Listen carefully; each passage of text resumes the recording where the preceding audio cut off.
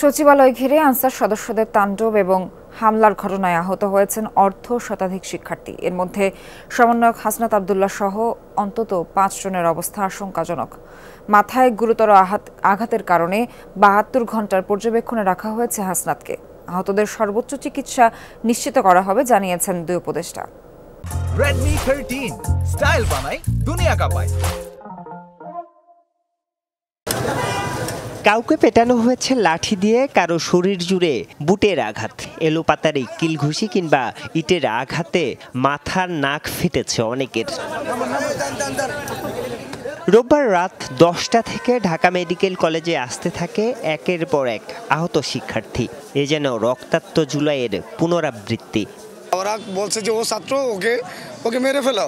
আমাকে কি করছে, ওদের বেল এই 3 হাত 4 হাত মানে সামনে থেকে লাথি মারছে। ওরা কোনো ধরনের বাছ বিচার ছাড়া আমাদেরকে এত বড় লাঠি নিয়ে আমার মাথায় মারতে আসছে। তারা আমাদেরকে পাল্টা আক্রমণ করে, আমার হাত ভেঙে দিয়েছে। আগের থেকে তারা প্রস্তুতি ছিল। আমাদের ওই যে আপনার ইট প্যাটকেল মারছে, তারপরে যখন ধাওয়া দেওয়ার পরে আমরা পিছনে পড়ছি তখন আমাদের ওদের বুট লাঠি এটি অনেক পিটাইছে।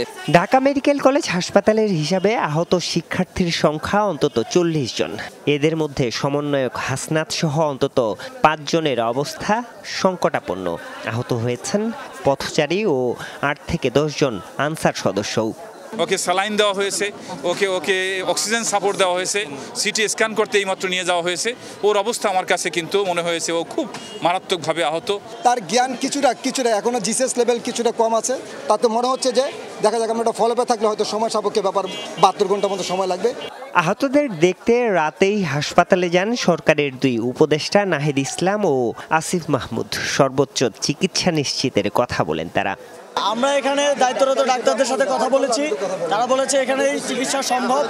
যদি গুরুতর যারা আছেন তাদের বিস্তারিত চিকিৎসার প্রয়োজন হয়, আমরা তাদেরকে উন্নত চিকিৎসার জন্য অন্য হসপিটালেও নেওয়ার ব্যবস্থা করব।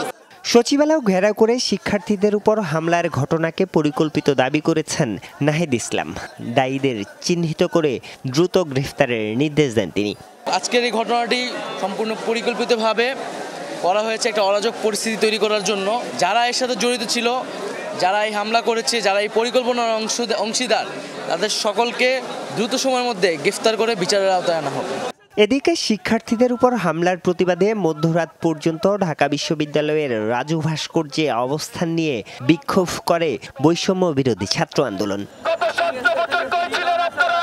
আরিফুর রহমান সবুজ, যমুনা নিউজ, ঢাকা।